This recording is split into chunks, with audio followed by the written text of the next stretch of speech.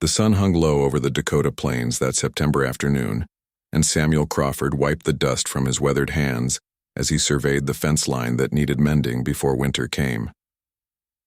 He was 63 years old now, and every morning reminded him of it with aching joints and muscles that took longer to warm up than they used to. But the ranch had been his life for 40 years, and he couldn't imagine being anywhere else. The sound of hoofbeats made him turn, and he saw young Margaret, Chen riding hard across the open field, her horse kicking up clouds of golden dust behind them. Something was wrong. Samuel could tell by the way she rode hunched forward in the saddle, her face tight with pain. Margaret was new to the territory, having bought the small spread adjacent to his just 6 months earlier, and she'd been working harder than most men twice her size, trying to prove herself in a world that didn't always welcome women ranchers. She pulled up short near the barn, and Samuel saw immediately that tears streaked her dusty cheeks. "Mr. Crawford." She called out, her voice strained and embarrassed. "I need help, and I don't know who else to ask." Samuel approached slowly, his boots crunching on the dry earth, and he kept his voice gentle, the way he'd learned to speak to frightened animals over the decades. "What's happened, Margaret?" She looked away toward the distant hills, and he could see her struggling with something that caused her deep shame. "I was checking the south fence line," she began, and her words came slowly, painfully.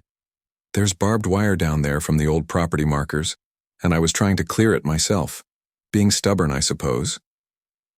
Samuel waited, knowing that sometimes the hardest words needed space. "To find their way out, I slipped." Margaret continued, and now her voice cracked. "The wire caught me, and it hurts down there, Mr. Crawford. It hurts something awful, and I'm bleeding, and I'm scared." Samuel's expression remained calm, though his heart went out to this young woman who must have ridden miles in agony, too proud or too frightened to ask for help sooner. "Can you dismount?" he asked quietly.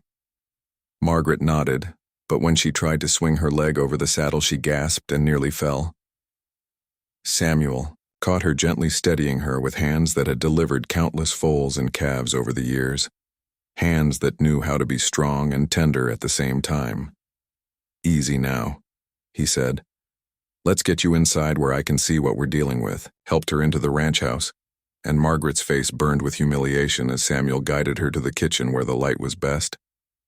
His wife Helen had passed 5 years earlier, and the house still smelled faintly of her lavender soap, a scent Samuel kept alive by washing with the same bars she'd loved. "Now, Margaret," Samuel said, pulling out a chair.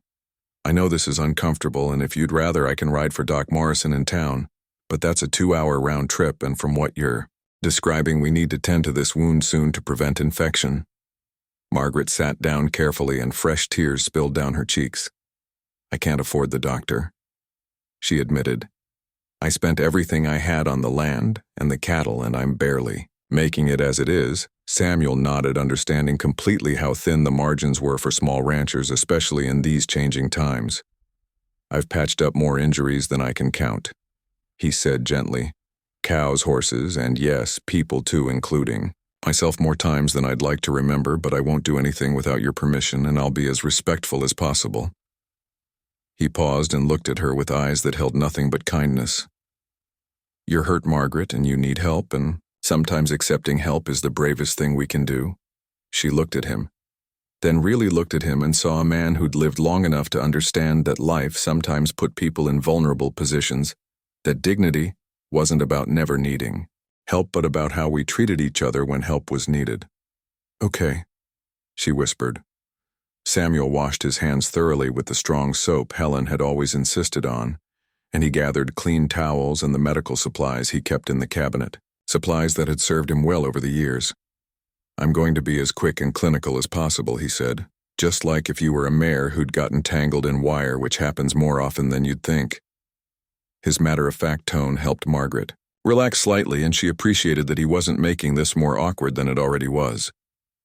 The examination revealed several deep lacerations, and Samuel worked with practiced efficiency, cleaning the wounds with careful attention while maintaining a steady stream of gentle conversation about the weather and cattle prices and anything that might distract from the embarrassment of the situation. "You're lucky," he said as he worked. "These are clean cuts, And while they're painful, they'll heal. Well, if we keep them clean, the barbed wire could have done much worse damage. He applied antiseptic and Margaret gritted her teeth against the sting. I know it burns. Samuel said. Helen used to tell me I had no bedside manner, but the truth is sometimes healing hurts before it gets better.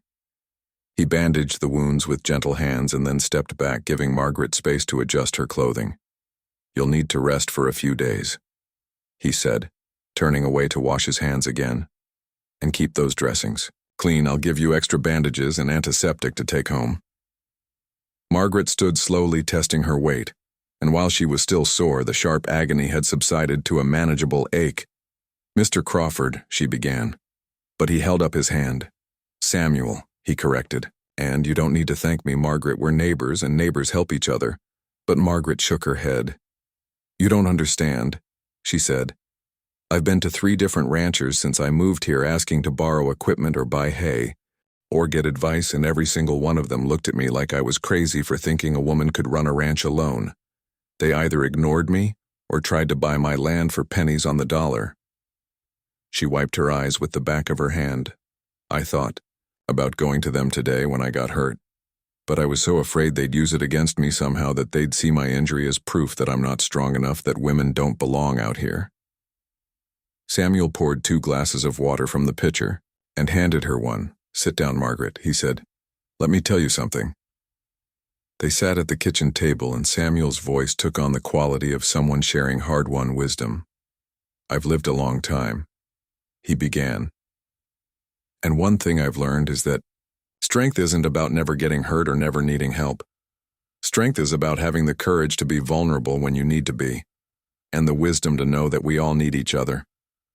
He took a sip of water. Helen was tougher than I ever was, he continued.